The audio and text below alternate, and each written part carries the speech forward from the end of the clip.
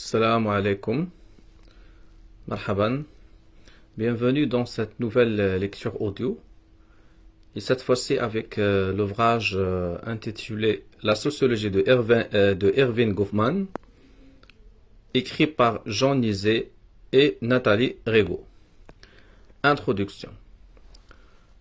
L'œuvre de Erving Goffman a ceci de très particulier qu'elle est tout entière consacrée à analyser les interactions, c'est-à-dire ce qui se passe lorsque deux individus, au moins, se trouvent en présence l'un de l'autre. Goffman s'est interrogé sur les formes que prennent ces interactions, sur les règles dont elles se dotent, sur les rôles que mettent en scène les acteurs qui y sont impliqués, sur l'ordre spécifique qu'elles constituent.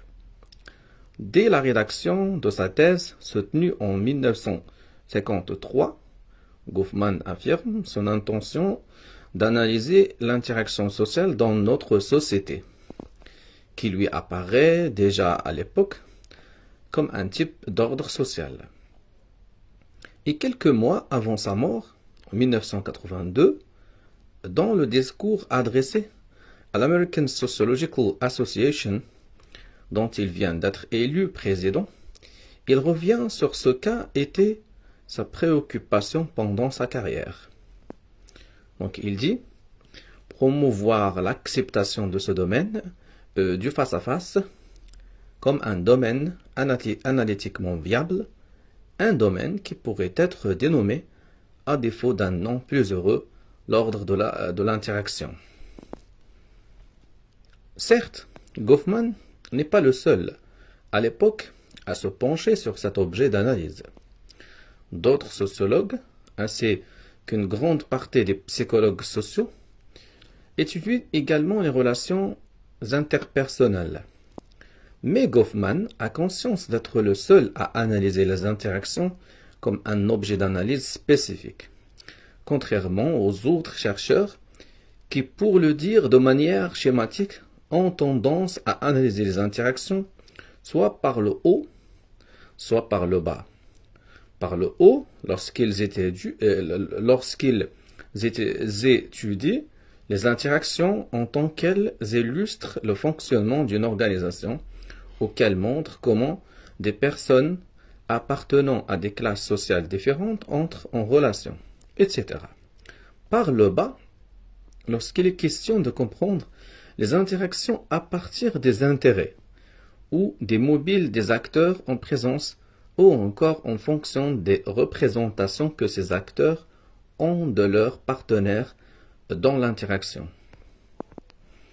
Un exemple d'interaction: les relations des prostituées avec leurs clients.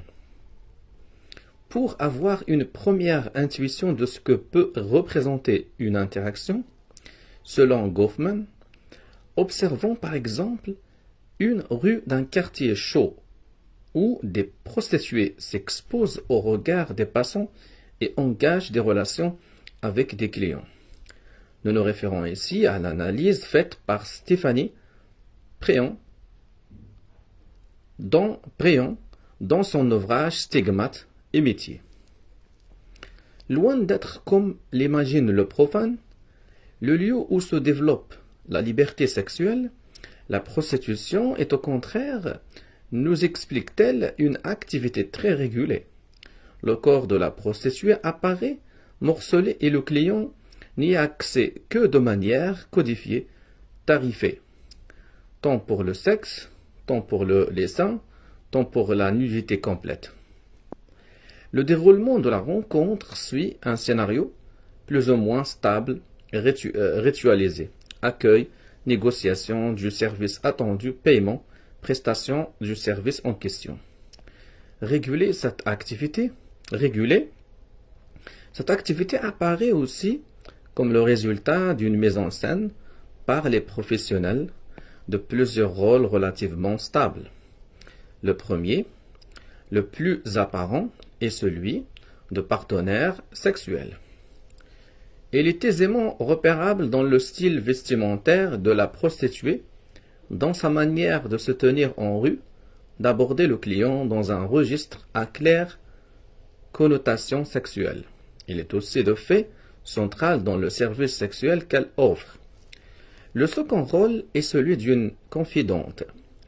La prostituée se présente au client comme une personne qui se met à son écoute, prête à l'entendre raconter son histoire personnelle, ses problèmes affectifs, ses déboires conjugaux. Ce rôle la rapproche d'une conseillère conjugale. Il lui permet par ailleurs de présenter sa profession comme relevant d'une mission d'intérêt public.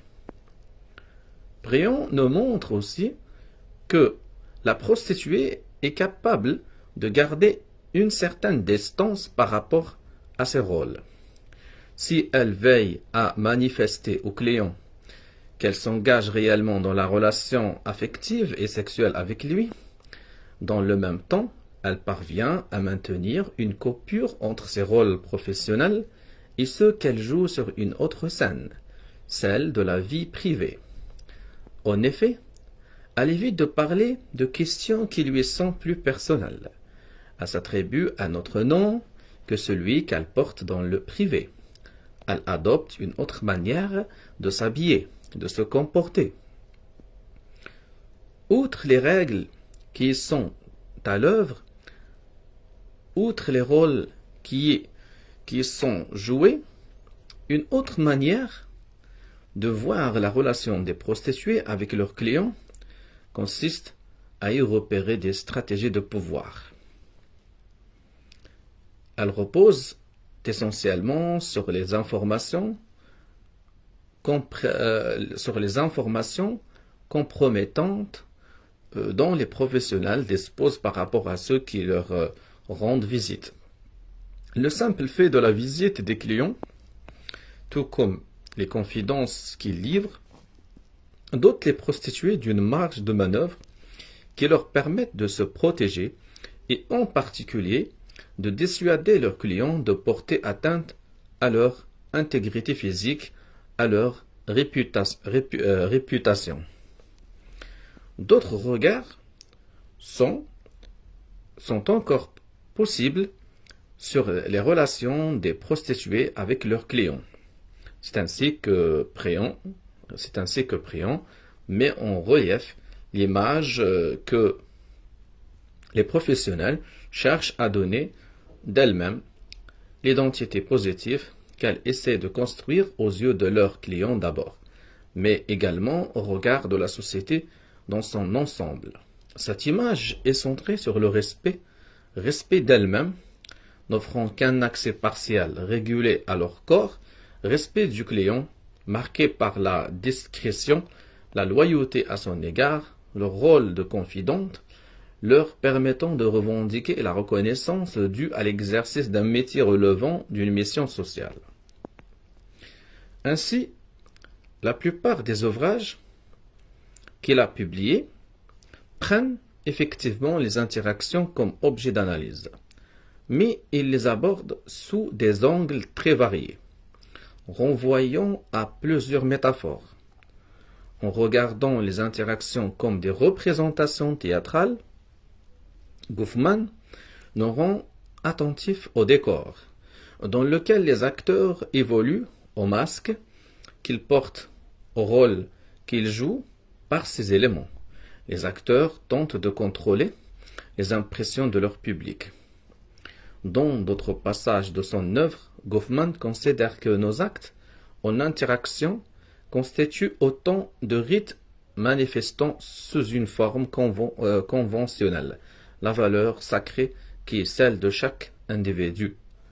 Ailleurs encore, il considère les interactions comme des jeux où les acteurs se comportent comme des stratèges, des calculateurs et dans lesquels ils manipulent des informations pour parvenir à leur fin.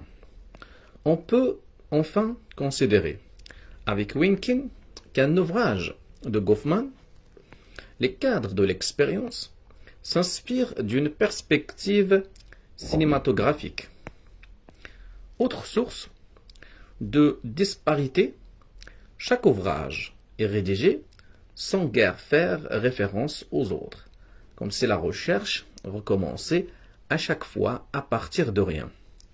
Ajoutons que la plupart des livres publiés par l'auteur sont constitués d'une collection d'articles écrits précédemment, et dont la cohérence n'est pas toujours évidente. Un autre aspect de l'œuvre qui rend sa compréhension malaisée est la diversité des apports intellectuels que Goffman a intégrés. Il s'est inspiré de traditions très diverses, que ce soit en sociologie, les apports d'Emile Durkheim, de George Simmel, etc. En psychologie, la psychanalyse freudienne, les apports de George Herbert Mead, etc. En économie, la théorie des jeux, etc. Ou encore en philosophie, l'existentialisme sartrien, la phénoménologie, etc. Or, l'auteur explicite peu la diversité et l'importance respective de ces apports. Enfin, Goffman met en œuvre des méthodes de recherche atypiques qui sont fortement critiquées par plusieurs commentateurs de son œuvre. Ainsi, on lui reproche de se limiter à illustrer des concepts plutôt que de chercher à réellement valider des hypothèses. On lui reproche également de faire appel sans discernement à des matériaux les plus divers, des observations directes faites par lui-même ou par d'autres chercheurs, mais aussi des extraits de manuels de savoir-vivre, des articles de presse, voire des situations inventées de toutes pièces.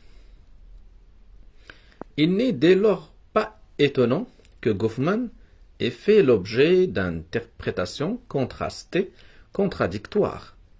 Certains commentateurs voient en lui le représentant d'une sociologie qui met l'accent sur le rôle de l'acteur, ce qu'on appelle dans la tradition francophone l'individualisme méthodologique, tandis que d'autres y voient un représentant d'une sociologie qui met en avant le poids des structures, en d'autres mots, le holisme méthodologique.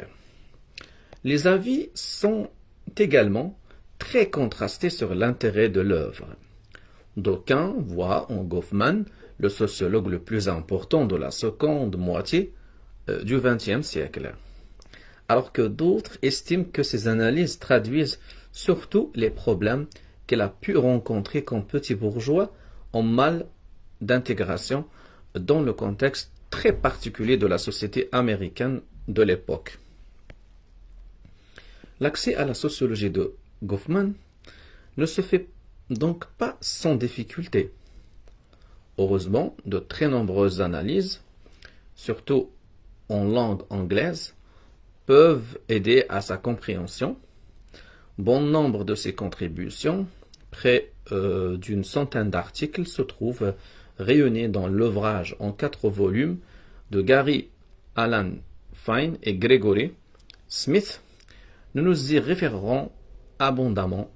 Les citations des articles repris dans ce recueil sont données avec la pagination de celui-ci. En langue française, on dispose de traductions pour la plus grande partie de l'œuvre. Elles sont pour l'essentiel parues aux éditions de Minuit, dans la collection Le Sens commun, dirigée par Pierre Bourdieu. En revanche, les textes de présentation et les travaux critiques sont étonnamment peu nombreux. Après avoir présenté la trajectoire de l'auteur, chapitre 1, nous explorerons les principaux concepts que Goffman a développés, se rattachant à plusieurs des métaphores dont il a été rendu d'interaction réelle ou extraits d'ouvrages de fiction, ainsi que leur analyse à partir des notions développées dans le cadre des chapitres 2 à 5, voir le site www. Alors, j'ai dit, en fait, ainsi que leur analyse à partir des notions développées dans le cadre des chapitres 2 à 5, voir le site www.sociologie log.be. Le lecteur pourra ainsi apprendre à utiliser la théorie de Goffman pour analyser des réalités sociales. Mais l'ouvrage s'adresse aussi aux chercheurs qui connaissent déjà la sociologie de Goffman et veulent mieux la comprendre ou la critiquer. Chapitre 1. Repères biographiques. Je vais partager le live sur un groupe et je reviens vers vous. Alors, on partage et on revient vers vous pour continuer la lecture. Donc, je viens de terminer l'introduction et me voilà, je vais lire le chapitre 1er. Chapitre 1er, repères biographiques. Les biographes de Goffman, et en particulier Yves Wynken, dont nous nous inspirons largement dans les lignes qui suivent, nous apprennent que Goffman était très discret sur sa vie personnelle. Il se tenait soigneusement à l'écart des micros et des caméras, estimant probablement que ce qu'il avait à apporter se trouvait contenu tout entier dans ses livres et articles, à quelques exceptions près. Les écrits de Goffman ne se réfèrent pas à des expériences ou à des souvenirs personnels. Sa vie privée semble totalement opaque et indépendante de son œuvre. Wynken, 1998. Est-ce à dire que la vie de Goffman ne présente guère d'intérêt dès lors qu'il s'agit de comprendre son œuvre? Il n'en est rien. Erving Goffman naît le 11 juillet 1922 à Manville, dans l'Alberta, au Canada. Ses parents, des marchands ukrainiens d'origine juive, avaient fait partie de la vague d'immigrés provenant d'Ukraine, qui avait rejoint le Canada à la fin du XIXe siècle et au début du XXe siècle. Il se trouve à la fois intégré et rejeté par sa communauté, ne précise Wynken. Et le petit Erving passera son enfance dans cette atmosphère sournoisement hostile. L'apprentissage du métier.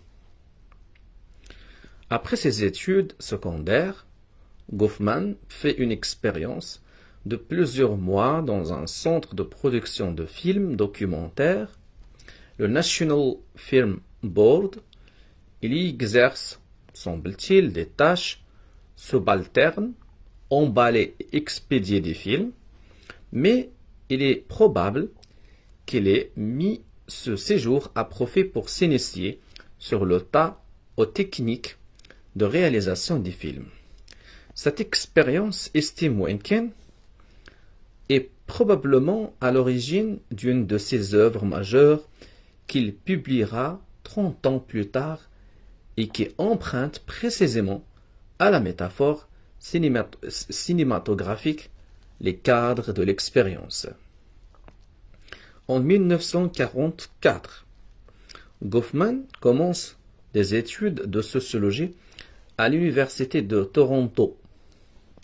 Ses premiers professeurs l'initient à l'anthropologie, notamment aux travaux d'Alfred Reginald Radcliffe Brown, de Gregory Bateson, etc.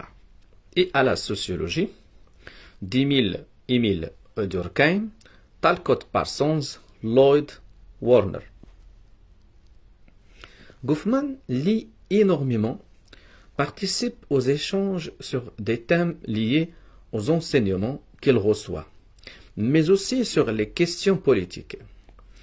Il impressionne ses condisciples par la vivacité de ses reparties,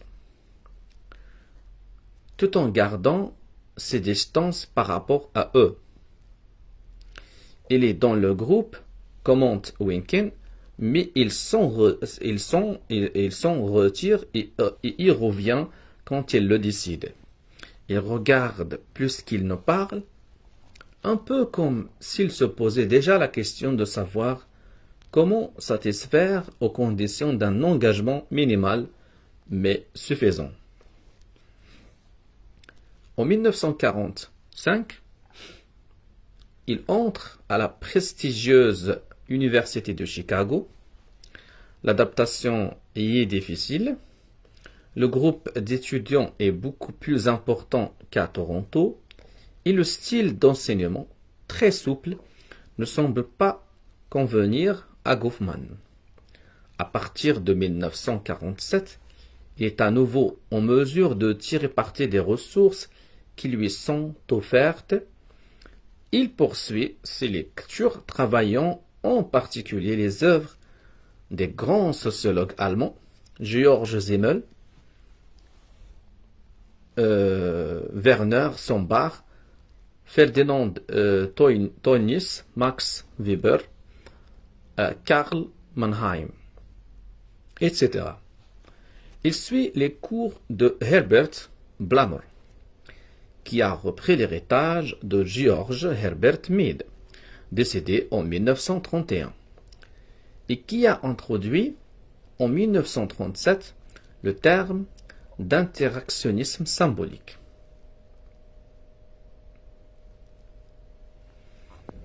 Il travaille aussi avec Lloyd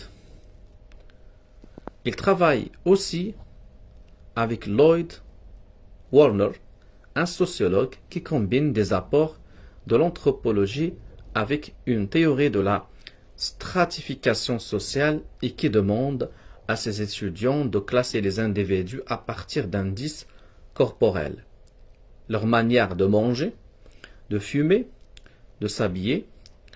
Goffman réalise sa thèse de maîtrise dans la lignée des travaux de Lloyd.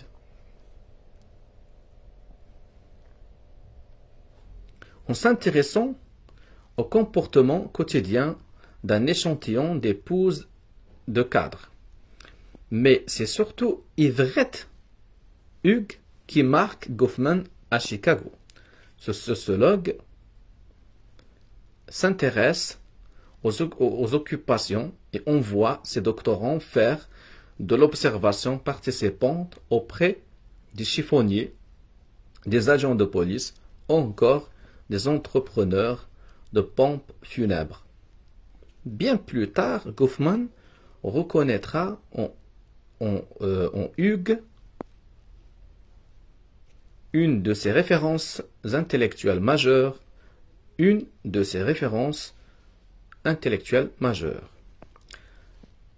Les professeurs de Goffman à l'Université de Toronto. Winkin décrit dans les termes suivants la personnalité et les enseignements des deux professeurs qui initiaient Goffman à la sociologie et à l'anthropologie à Toronto. La coordination des cours de sociologie est assurée par Charles William Norton Hart.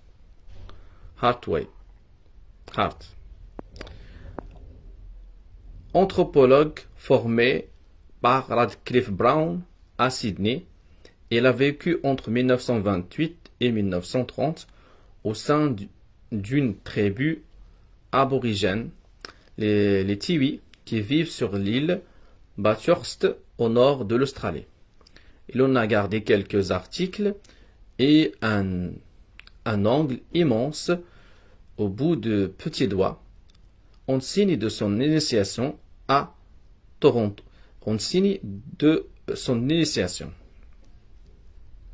À Toronto, c'est non seulement l'angle en question, mais tout son style pédagogique qui inquiète certains collègues et qui fascine le jeune Goffman. Hartway enseigne solennellement en toge dans la grande tradition anglaise. Mais pour animer son cours, il retrousse de temps à autre sa toge, la rabat sur sa tête comme un photographe le ferait de son drap, et luciférien, l'angle initiatique pointée se dirige vers l'étudiant qu'il veut interroger. Le leitmotiv de Artway, tout est socialement déterminé, ne quittera plus Goffman. Le second enseignant l'initiera à l'anthropologie. Ray Bird Westell est un jeune anthropologue de 26 ans qui débute dans l'enseignement tout en terminant sa thèse à l'Université de Chicago. Proche personnellement et intellectuellement de Margaret Mead et de Gregory Bateson, Bird Westell offre un cours sur le thème très répandu à l'époque du rapport entre culture et personnalité. L'originalité de son enseignement réside dans la manière dont il leur fait comprendre que l'instance tierce entre la culture et la personnalité, c'est le corps. La culture, ça s'incorpore. Ainsi, ces étudiants l'écoutent parler avec la lèvre inférieure retournée sur le menton comme dans le sud, ou tendue sur les dents comme dans le nord, et le regarde marcher comme un acteur de l'Est qui veut imiter un cow-boy de l'Ouest. Bird Westell est très grand, très mince, très souple. Il livre un vrai show, mais dont le seul but est de faire comprendre que le social s'infiltre jusque dans les plus infimes actions de tous les jours. Les gestes sont donc redevables d'une analyse sociologique au même titre que les institutions ou autres faits sociaux. Peu après, Goffman part pour une des îles Shetland, au nord de l'Écosse, où il passe 12 mois entre décembre 1949 et mai 1951 à observer la vie locale en se faisant passer pour un étudiant intéressé par l'économie agricole. En fait, il collecte les données qui seront la base de sa thèse de doctorat et s'installe dans le petit hôtel de l'île, prend part aux conversations, observe le travail qui se fait en cuisine, il y participe quelque temps comme plongeur, il participe également aux soirées de billard ou de danse qui ont lieu sur l'île, ainsi qu'aux mariages, enterrements. Le soir, il reporte ses observations dans son journal de bord. Un séjour à Paris lui permettra d'achever la rédaction de sa thèse intitulée Communication. Un séjour à Paris lui permettra d'achever la rédaction de sa thèse intitulée Communication, Conduct in an Iceland Community. En première page, il en indique l'objet. Isoler et fixer les pratiques régulières de ce qu'on appelle l'interaction face à face. La soutenance a lieu à l'Université de Chicago en 1953. De cette époque date aussi son mariage avec Angelica Schwartz, qui l'a rencontrée lorsqu'elle était étudiante à Chicago et qui est originaire d'une famille de la grande bourgeoisie de Boston. Son père dirige un important journal, d'autres membres sont sénateurs, ambassadeurs, etc.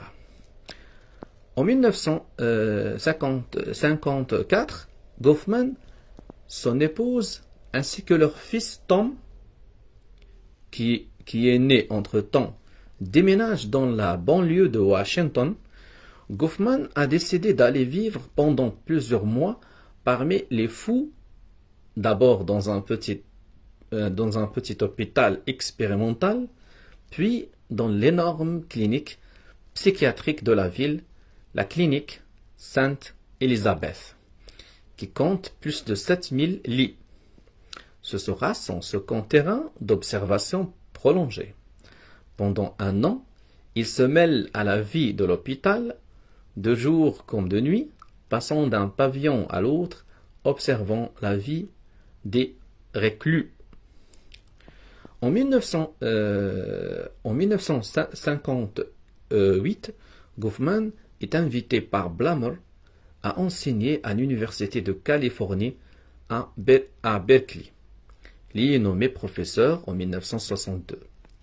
Il emménage dans une magnifique villa sur les collines surplombant la ville, roule dans une voiture anglaise, Morgan, possède une excellente cave. On peut supposer que ses revenus sont importants. En tout état de cause, il dépasse de loin son salaire de professeur. Wenkin estime probable que le couple a bénéficié d'une dot de la famille Chouat, mais il est tout aussi probable que Goffman tire des revenus importants de ses actions en bourse ainsi que de sa fréquentation des casinos. Ceux-ci deviendront d'ailleurs pour lui un nouveau terrain d'observation auquel il fera référence dans ses travaux de l'époque. Une production foisonnante. Car les publications se succèdent sur la base de son expérience à Sainte-Élisabeth. Goffman publie Asile 1961. Il y analyse les hôpitaux psychiatriques à partir de la notion d'institution totale, un concept qu'il applique également aux prisons ou monastères. Il montre comment l'hôpital psychiatrique détruit l'identité des reclus. L'ouvrage sera à la base des réformes du système asilaire aux États-Unis à la fin des années 1970. Et il inspirera aussi le mouvement antipsychiatrique européen, sans toutefois que Goffman ne s'implique dans ces réformes. De cette période date également son ouvrage sur le handicap, Stigmate, 1963. Comme le remarque Wenkin, l'inspiration des deux ouvrages est similaire, tant dans le cas de la folie que dans celui du handicap. L'analyse de Goffman se centre sur l'interaction, non pas sur la personne. Ne dira-t-il pas du malade mental qu'il est un interactant fautif et du handicapé qu'il est désaligné.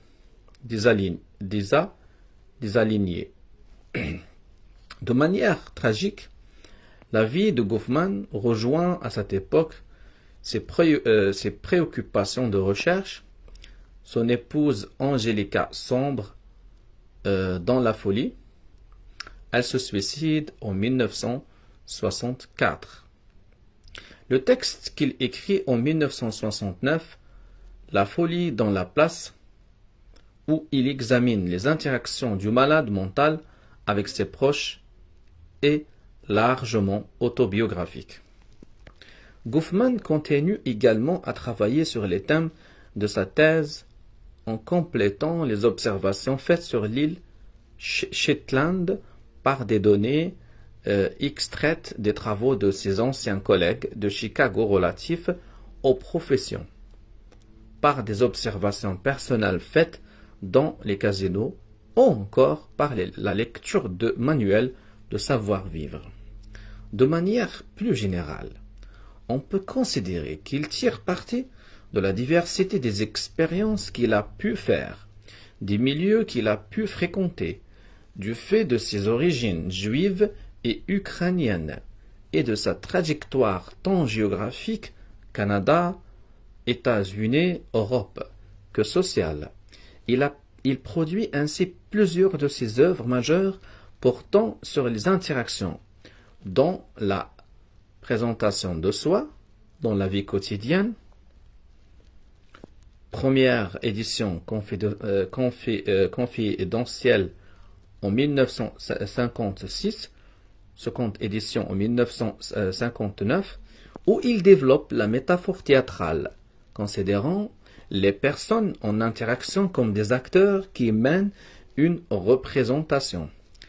Puis en 1967, les rites d'interaction, où cette fois c'est la métaphore du rituel inspiré de l'anthropologie anglaise et de la tradition durkheimienne, qui est utilisée pour comprendre les rencontres face à face.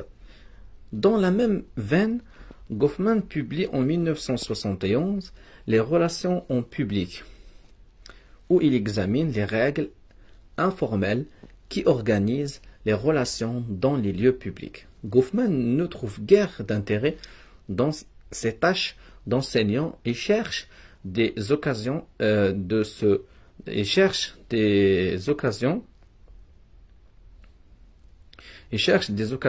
dégager des contraintes de la vie académique afin de se consacrer plus entièrement à la recherche. Il accepte ainsi, en 1966-1967, un séjour à Harvard, au Center of International Affairs. En compagnie de Thomas Schelling, il tente d'éclairer les interactions sociales par la théorie des jeux, ce courant de recherche qui vient de l'économie et qui postule que les acteurs sont rationnels, calculateurs. Il porte un intérêt particulier aux situations conflictuelles, conflits armés, espionnage et contre-espionnage. En 1968, il rejoint Philadelphie pour occuper une chaire prestigieuse à l'université de Pennsylvanie. En 1974, il publie Les cadres de l'expérience, un ouvrage ambitieux et volumineux auquel il travaille depuis une dizaine d'années. S'inspirant de la métaphore cinématographique, il montre comment s'organise l'expérience quotidienne. Celle-ci est faite d'une série de cadrages, autrement dit d'une série de constructions de la réalité qui s'articulent les uns aux autres, qui prennent sens les uns par rapport aux autres. Pendant toutes ces années d'enseignement et de recherche, il semble bien que Goffman ait gardé une certaine distance par rapport aux milieux universitaires.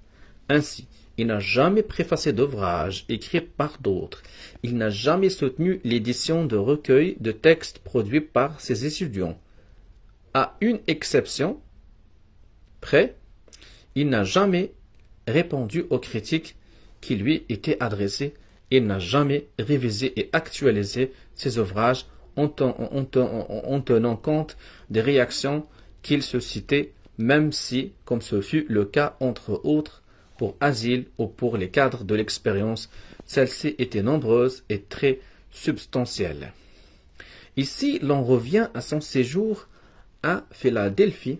On sait que pour des raisons qui ne sont pas très claires, Goffman travaillait à l'écart de ses collègues sociologues dans un bureau du musée anthropologique de la ville.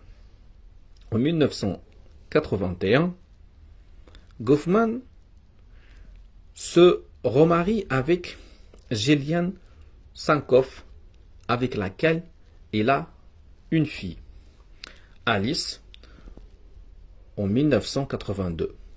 Quelques mois plus tard, il doit annuler le discours qu'il devait faire à l'American Sociological Association, dont il vient d'être élu président. Il termine la préparation de sa conférence sur son lit d'hôpital, atteint d'un cancer de l'estomac. Le titre du discours, l'ordre de l'interaction, est choisi avec soin. C'est celui que Goffman avait utilisé pour les conclusions de sa dissertation doctorale 30 ans plus tôt. Goffman meurt le 20 novembre 1982, âgé de 60 ans. Pensez ensemble la vie et l'œuvre. Ces quelques repères biographiques étant posés, on peut se demander s'il est possible de dégager, dans les événements qui ont marqué la vie de Goffman, dans les choix qu'il a posés, quelques fils conducteurs qui nous aideraient dans la compréhension de son œuvre.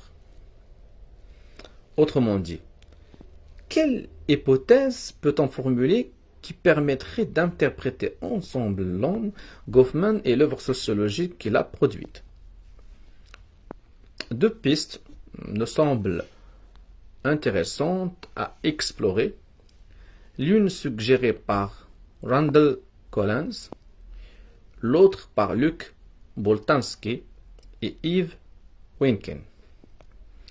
Partons du constat que l'œuvre de Goffman a été l'objet d'interprétations extrêmement diverses, sinon contradictoires, Collins se demande si on n'aurait pas affaire chez l'auteur à une ambivalence, à un double jeu entre deux projets intellectuels, qui sont aussi deux faces de sa personne, un côté populaire et un côté érudit. Le versant populaire est le plus apparent. C'est le Goffman qui se présente, nous dit Collins, comme un anthropologue héros, celui qui mène des observations masquées dans un hôpital psychiatrique ou dans un casino, celui qui traite des thèmes qui sont dans l'air du temps, l'espionnage, on y rappelons-le à l'époque de la guerre froide, le comportement dans les lieux publics. L'opinion américaine de l'époque est préoccupée par la criminalité et par la violence urbaine, la folie, etc. Il déconstruit ces thèmes, fait apparaître leurs dimensions cachées, en révélant un genre d'inconscient social, tout comme Sigmund Freud révèle un inconscient individuel. Collins rappelle que Freud est arrivé aux États-Unis dans les années 1930, au moment où Goffman était jeune étudiant. Le versant érudit est beaucoup moins apparent, ce qui n'est sans doute pas sans relation avec la distance qu'il manifestait par rapport aux milieux universitaires. On sait en effet que Goffman reste très discret sur les influences qu'il a subies. Son travail théorique est le plus souvent souterrain et hermétique, estime Collins. En s'interrogeant sur la raison d'être de cette dualité, de ce chassé-croisé entre le Goffman public et le Goffman érudit, elle tient selon lui au climat intellectuel dominant à l'époque où il a conçu son œuvre. Collins observe en effet que la jeunesse de Goffman coïncide avec la mode de l'existentialisme, du théâtre de l'absurde, de la pensée nihiliste. Les intellectuels de l'époque sont disposés à s'aligner sur ces mouvements en faisant porter leurs recherches sur les bas-fonds de la société, sur les marginaux, les déviants, plutôt qu'à assumer explicitement leur érudition d'intellectuels. Une seconde hypothèse est proposée par Luc Boltanski et Yves Wynkin. Elle suggère que l'œuvre est fortement marquée par l'origine et la trajectoire sociale de l'auteur. Dans les termes de Boltanski, l'habitus scientifique de Goffman se serait construit à partir de son habitus de classe. Boltanski. Pour étayer cette hypothèse, Wynkin souligne l'origine juive de Goffman, le climat hostile dans lequel il a vécu son enfance, du fait du rejet dont ses parents étaient l'objet de la part de la communauté ukrainienne. Il se demande si l'œuvre ne renvoie pas à une stratégie d'intégration et de mobilité dans la société canadienne et américaine de l'époque. Il relève en particulier que la thèse de maîtrise de Goffman manifeste un intérêt tout à fait évident pour le groupe de référence que constitue pour lui, à cette époque, la bourgeoisie intellectuelle urbaine. Cette bourgeoisie, il y accédera d'une certaine manière par son premier mariage. Il note aussi la fascination de l'auteur pour les livres de savoir-vivre dont Goffman se servira abondamment comme matériau pour ses analyses. Il relève enfin, plus fondamentalement, combien le sujet, tel que le conçoit Goffman dans ses premiers textes, est continuellement sur ses gardes, préoccupé par le regard des autres. Les premiers travaux de Goffman, estime Wencken, peuvent être vus comme les moyens qu'un autodidacte social se donne pour s'entraîner à la vie comme il faut. On pourrait ainsi avancer que les règles qu'il dégagera pour les autres de manière descriptive, il les vivra lui-même sur le mode prescriptif. Deux hypothèses donc. La première d'ordre historique, mettant en avant l'influence du climat intellectuel de l'époque où Goffman a conçu son œuvre. La seconde, d'ordre structurel, soulignant l'influence de la position sociale et de la trajectoire de Goffman sur son approche sociologique des interactions. Elles ne sont pas incompatibles. Donc, وبه أصل إلى نهاية هذه الحلقة. Donc, je viens de finir le chapitre 1er. Et dans l'épisode prochain, je vais lire le chapitre 2, la métaphore théâtrale. Assalamu alaikum.